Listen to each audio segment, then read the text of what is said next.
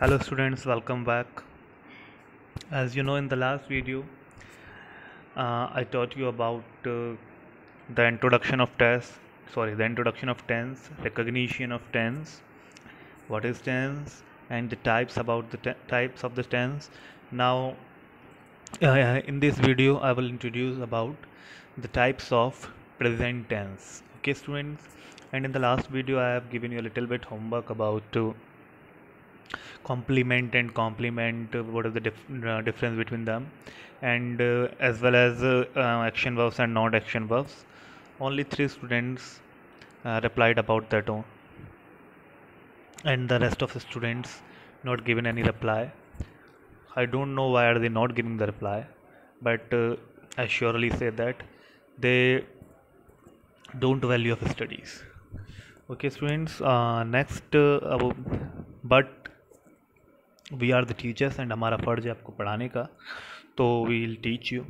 Okay students, present indefinite tense की अगर हम बात करें तो जैसे कि मैंने आपको पहले भी बताया था चार्ट में कि ताहे तीहते हैं इसमें आपका आता है, अगर हिंदी में हम पहचान करते हैं तो.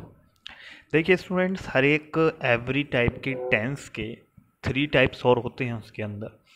अफर्मेटिव सेंटेंस, अब तक हम टेंस बोलते आ रहे थे, अब हम बनाएंगे सेंटेंस. तो जो आगे टाइप होंगे वो होंगे हमारे सेंटेंस, जैसे अफर्मेटिव सेंटेंस, नेगेटिव सेंटेंस और इंटरोगेटिव सेंटेंस. लुक स्टूडेंट्स, जो हमारा अफर्मेटिव वर्ड है that derive from the word affirm. ये जो आपका अफर्मेटिव वर्ड बना है that derive from affirm, and the means of affirm it means positivity. It means positive, किसी चीज़ को हाँ कहना, किसी चीज़ को सकारात्मक बोलना. तो इट मीन्स इसमें जो काम है वो होता है, इसमें काम नेगेटिव नहीं होता, इसमें क्वेश्चन नहीं पूछा जाता, इसमें काम पॉजिटिवली होता है, इसमें काम को किया जाता है, इसलिए हम इसे अफर्मेटिव सेंटेंसेस बोला करते हैं. देखिए स्टूडेंट्स, हम रूल की बात करें तो सब्जेक्ट, वर्ब की फर्स्ट फॉर्म, एस और एस और object. Students, all you aware about subject, I think all of you aware about subject. Subject क्या होता है? सेंटेंस में जो काम करने वाला होता है, जो वर्क करता है, वो सब्जेक्ट होता है. बट हमेशा नहीं, नॉट ऑलवेज, मोस्टली. कभी कभी ऐसा भी होता है कि सेंटेंस में हमारा कोई काम भी नहीं हो रहा होता है, कोई एक्शन भी नहीं हो रहा होता है, फिर भी वहाँ पे सब्जेक्ट होता है. ओके, तो इस टाइप से आप मुझे कोई सेंटेंस मेरे कमेंट सेक्शन में आप लिख के बता सकते हो कि कोई भी एक ऐसा सेंटेंस बता सकते हो क्या दो जिसमें कोई वर्क नहीं हो रहा है फिर भी वहाँ पे सब्जेक्ट होता है. It's very simple. तो ये आप अपने माइंड में मिथ ना रखें कि जहाँ पर वर्क हो रहा है या काम करने वाला पर्सन ही सब्जेक्ट होता है. मोस्टली ऐसा होता है, लेकिन हर जगह ऐसा नहीं होता. या तो कोई काम करने वाला पर्सन हो या जिसके बारे में बात की जा रही हो वो हमारा सब्जेक्ट होता है. ओके, वर्ब आप जानते हैं स्टूडेंट्स. उसके बाद आपका एस और यस हम ऐड करते हैं, ऑब्जेक्ट आप जानते हैं. ओके स्टूडेंट्स, ना आप 10th क्लास में आपको ये सब बताने की मुझे लगता नहीं ज़रूरत होगी ऑब्जेक्ट क्या होता है. ठीक है, तो अभी हम क्या बात करेंगे कि अभी आपका ये रूल है, रूल के अकॉर्डिंग हम देखो सेंटेंस को हम बनाएंगे. तो देखो, हम जैसे सिंपली कहना चाहते हैं कि राम स्कूल जाता है. ठीक है स्टूडेंट, तो राम स्कूल जाता है, ये उसका डेली रूटीन है. एज यू नो, हम प्रेजेंट इंडेफिनिट के थ्रू डेली रूटीन को रेफ़र करते हैं. तो राम गोज़ टू स्कूल. अब यहाँ पे सबसे बड़ी बात है कि ये जो हमारा रूल है, इस रूल को कुछ बुक्स में 2 तरीके से लिखा गया है. एट मीन्स इस रूल को 2 रूल्स में इसको चेंज कर दिया है मैंने, बट एक ही रूल में इसका काम चला दिया है. जैसे देखिए फ्रेंड्स, इसको हम 2 तरीके से लिख सकते हैं, क्योंकि इसमें जो हमारा एस और ई एस है ये आपका ऑप्शनल होता है. ये पूरी तरीके से हर एक जगह अप्लाई नहीं होता है, ये ऑप्शनल होता है. तो आप इसी रूल को 2 टाइप से देख सकते हैं. एक तो आपको सामने दिख ही रहा है, एक दूसरा आप क्या कर सकते हैं, आप इस एस और ई एस पे अपने फिंगर अगर लगा देंगे तो इट मीन्स एस और ई एस छुप जाएगा. एक रूल आपका ये हो गया. तो इट मीन्स यहाँ पे आपका एस और ई एस ऑप्शनल है, कहीं पे आप एस और ई एस लगाते हैं, कहीं पे आप एस और ई एस नहीं लगाते. अब सबसे बड़ा क्वेश्चन हमारे सामने ये आया स्टूडेंट्स कि हमें कहाँ पे एस और ई एस लगाना होता है और कहाँ पे हमें एस और ई एस नहीं लगाना होता है. तो देखिए स्टूडेंट्स, हमारे या तो आप इस तरीके से याद रख लें कि हमारी प्रोनाउंस होती हैं तो first person pronoun, second person pronoun और थर्ड पर्सन, 3 टाइप की प्रोनाउन होती हैं. ठीक है, और उन 3 टाइप की प्रोनाउन में हमारी फर्स्ट पर्सन प्रोनाउन में आता है आई और वी, सेकंड पर्सन प्रोनाउन में हमारा आता है यू, और थर्ड पर्सन प्रोनाउन में हमारा आता है ही, शी, इट, दे। तो इसमें क्या है, जो हमारा एस और ई एस ऐड होता है वो ऐड होता है हमारे थर्ड पर्सन सिंगुलर प्रोनाउंस में। अब थर्ड पर्सन प्रोनाउंस मैंने आपको कौन सी बताई, ही, शी, इट और दे हमारा प्लूरल होता है, एज यू नो। हम वे जब कहते हैं, ज़्यादा लोगों की बात करते हैं, जब बात करते हैं तो सिंगुलर कौन कौन से बच्चे हमारे, ही, शी, इट। तो या तो आप इस तरीके से याद रख लीजिए कि जो थर्ड पर्सन सिंगुलर प्रोनाउंस होती हैं हमारी, उनके साथ हम एस और एस ऐड करते हैं। बाकी जो हमारी थर्ड पर्सन प्लूरल प्रोनाउन या फर्स्ट पर्सन या सेकंड पर्सन जो आपकी प्रोनाउंस होती हैं, उनके साथ हम एस और एस ऐड नहीं करते। या आप इस टाइप से इस चीज़ को समझ लीजिए कि हमारे जो सब्जेक्ट्स होते हैं, उन सब्जेक्ट्स को हम 2 पार्ट में डिवाइड कर देते हैं, ठीक है। एक कुछ सिंगुलर सब्जेक्ट्स होते हैं, कुछ प्लूरल सब्जेक्ट्स होते हैं। सिंगुलर सब्जेक्ट्स में हमारा ही, शी, इट या भी किसी का नेम आ जाता है, और प्लूरल सब्जेक्ट्स में हमारे आई, वी, यू, दे। आई जो है, आई हमारा पूरी तरीके से, आई आपका पूरी तरीके से प्लूरल भी नहीं कह सकते। आई कहीं फंक्शन एज अ सिंगुलर करता है तो कहीं फंक्शन एज अ प्लूरल करता है, फिर भी हम मोस्टली आई को प्लूरल ही मानते हैं। ओके स्टूडेंट्स, तो या तो आप इस तरीके से याद रख लीजिए कि आपके जो सिंगुलर सब्जेक्ट्स होते हैं, कौन से, ही, शी, इट, उसके आगे उसके साथ हम एस और एस ऐड करते हैं, उसके साथ हम एस और एस ऐड करते हैं, ठीक है। और जो हमारा प्लूरल सब्जेक्ट होता है उसके आगे हम एस और एस ऐड, उसके साथ हम एस और एस ऐड नहीं करते हैं। ओके स्टूडेंट्स, तो ये हमारे टाइप से हम बना सकते हैं कि सब्जेक्ट हमारा हो गया राम, उसके बाद हमारी वर्ब जाना। अब हम देखेंगे जो राम है, राम हमारा जो है वो सिंगुलर सब्जेक्ट है। तो अब हमने सब्जेक्ट को देखा हमारा सिंगुलर है, तो हमने गो के आगे ई एस लगा दिया और बाकी आपका ऑब्जेक्ट हो गया टू स्कूल। उसके बाद आपने कहा मैं पार्क में खेलता हूँ, तो आई को मैंने जैसे कि बताया, आई आपका नाम, आई आपका थर्ड पर्सन सिंगुलर प्रोनाउन में भी नहीं आ रहा, और आई आपका प्लूरल सब्जेक्ट भी है, आपका सिंगुलर सब्जेक्ट नहीं है, तो आई के लिए हमने इसके साथ एस और एस प्ले के साथ नहीं लगाया। लाइक ही कम्स होम, या फिर हम कह अमन कम्स होम, या फिर हम यहाँ पे ही मान लेते हैं, ही कम्स होम, वह घर आता है। तो स्टूडेंट्स यहाँ पे भी ही जो है हमारा सिंगुलर सब्जेक्ट है, या फिर थर्ड पर्सन सिंगुलर प्रोनाउन है, तो उसके आगे हम एस और एस, इसके साथ हम एस और एस ऐड करेंगे, इसलिए यहाँ पे हमने एस लगा दिया। ये हो गया हमारा ही कम्स होम या अमन कम्स होम। तो स्टूडेंट्स इस तरीके से आप कर सकते हैं, आप समझ गए होंगे बात को। अच्छा, यहाँ पे हम क्या करते हैं, यहाँ पे मैंने लिखा है अमन कम्स होम, ये आपके लिए फिर होमवर्क है।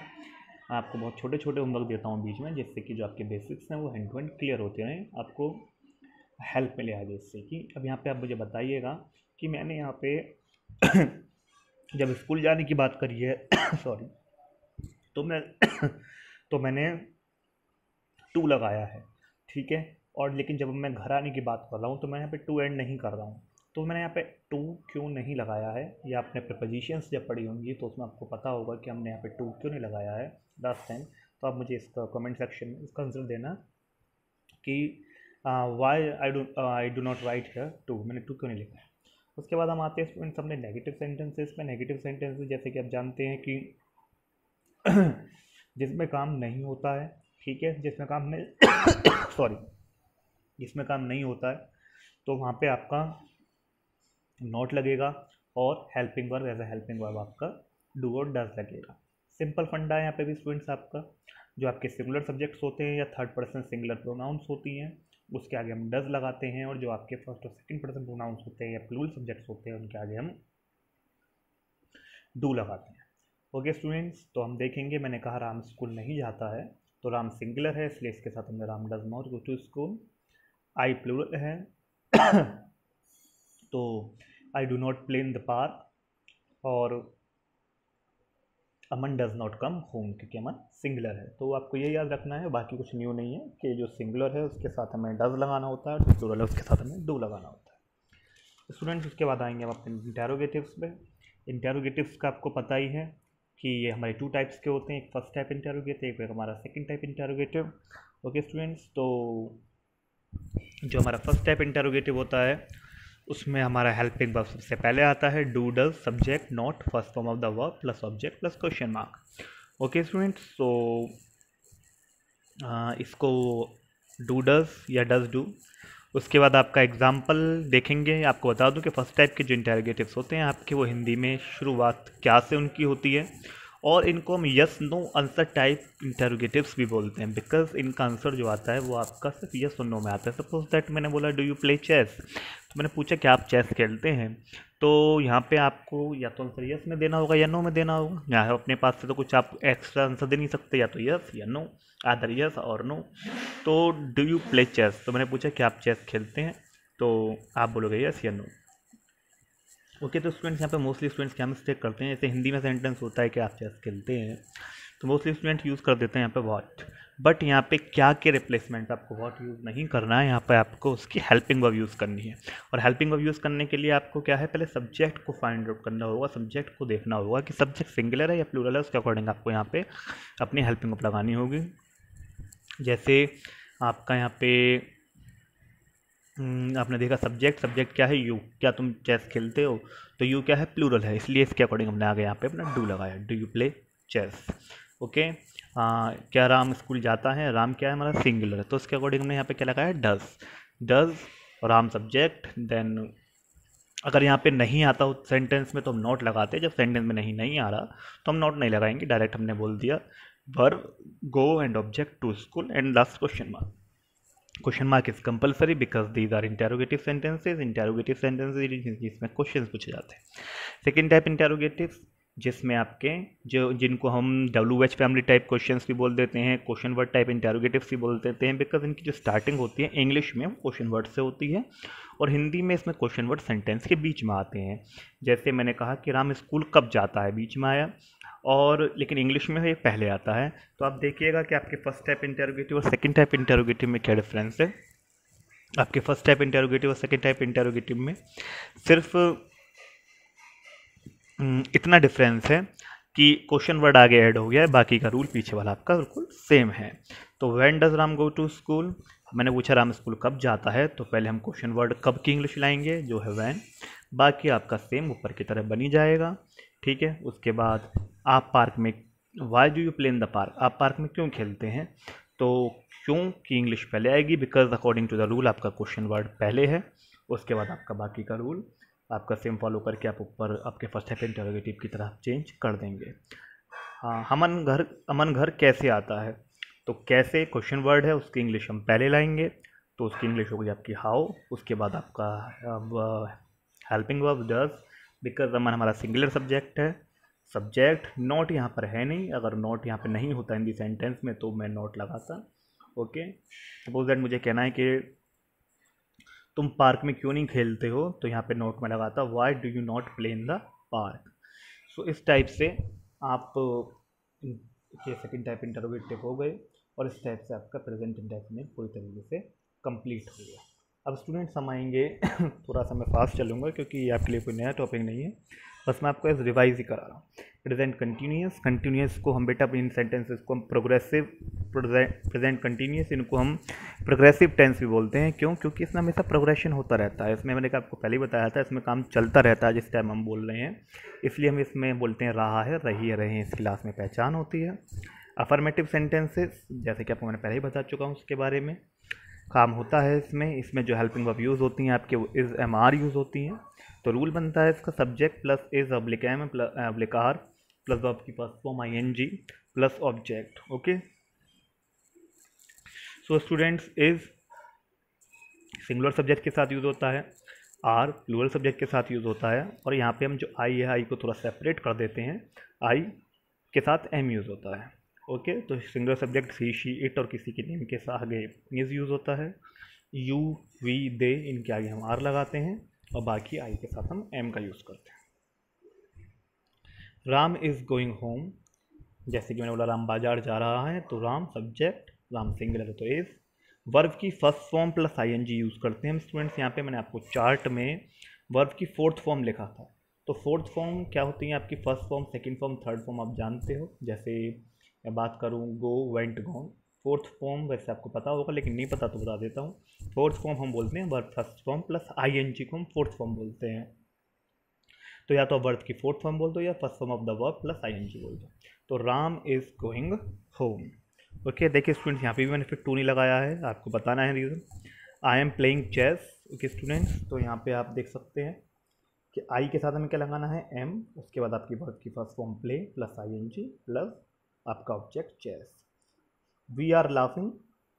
ओके स्टूडेंट्स, तो यहाँ पे हमने वी सब्जेक्ट हो गया हमारा, वी के साथ आर लगे क्योंकि वी हमारा प्लूरल सब्जेक्ट है, और उसके बाद आपका लाफिंग मतलब हम हंस रहे हैं, तो laugh plus I N G. यहाँ पे मेरा ऑब्जेक्ट नहीं लगाया है क्योंकि हिंदी में बस मैं इतना ही कहना चाहता हूँ कि हम हंस रहे हैं, तो ऑब्जेक्ट यहाँ पे जब मैंने हिंदी में बोला ही नहीं है तो इंग्लिश में भी नीड नहीं है लगाना। ओके स्टूडेंट, इसके बाद आपका नेगेटिव आ गया। इसके नेगेटिव में कुछ नया नहीं है, बस इज एम आर के बाद नॉट लग जाएगा। Ram is not going home, I am not playing, we are not laughing.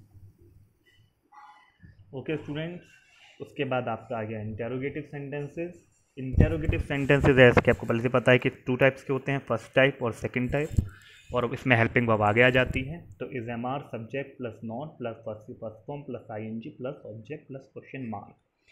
इसके अकॉर्डिंग हम देखेंगे, मैंने कहा कि आप खेल रहे हो तो आर यू प्लेइंग, क्योंकि यू आपका सब्जेक्ट है, प्लूरल है, इसके अकॉर्डिंग हमने आर आगे लगाया, ऑब्जेक्ट इसमें है नहीं। इज़ राम गोइंग होम, क्या राम घर जा रहा है, तो इज़ राम बिकॉज सिंगुलर है, वर्ब की first form I N G, और होम आपका ऑब्जेक्ट हो गया।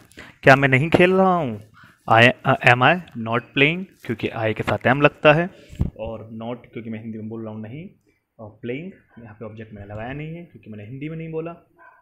उसके बाद सेकंड टाइप इंटेरोगेटिव जिसमें क्वेश्चन वर्ड आगे आ जाता है, बाकी का रूल सेम रहता है। What are you playing now, आप इस टाइम क्या खेल रहे हो, तो क्या जो है यहाँ पे क्वेश्चन वर्ड है जिसको मैंने आगे ले लिया बिकॉज आपके इंग्लिश के रूल के अकॉर्डिंग, यहाँ पे रूल के अकॉर्डिंग हम देखिए क्वेश्चन वर्ड आपको पहले लगाना है। Why is mom scolding him, mom उसे क्यों डांट रही हैं, तो क्यों की इंग्लिश आपकी पहले आएगी क्योंकि according to rule question word हमें पहले लेना होता है। Then helping verb is, mom singular है, और स्कॉल्ड डांटना आई एन जी प्लस और प्लस आपका object question mark. Okay, how are you doing this, आप यह कैसे कर रहे हैं, तो कैसे मीन्स क्वेश्चन वर्ड की आपकी इंग्लिश पहले हाउ, उसके बाद आपकी helping verb are, because you हमारा प्लूरल सब्जेक्ट है, doing verb first form plus I N G करना, एंड दिस आप यह कैसे कर रहे हैं, तो यह आपका ऑब्जेक्ट हो गया। तो आपका लास्ट क्वेश्चन मार्क, इस टाइप से आपका ये पूरा प्रेजेंट कंटिन्यूस कंप्लीट हो जाता है। आगे नेक्स्ट जो टू आपके टाइप्स बचे हैं, present perfect and present perfect continuous, I will explain in the next video. If you have any query you can mention it in the comment section below the video. Okay students, bye.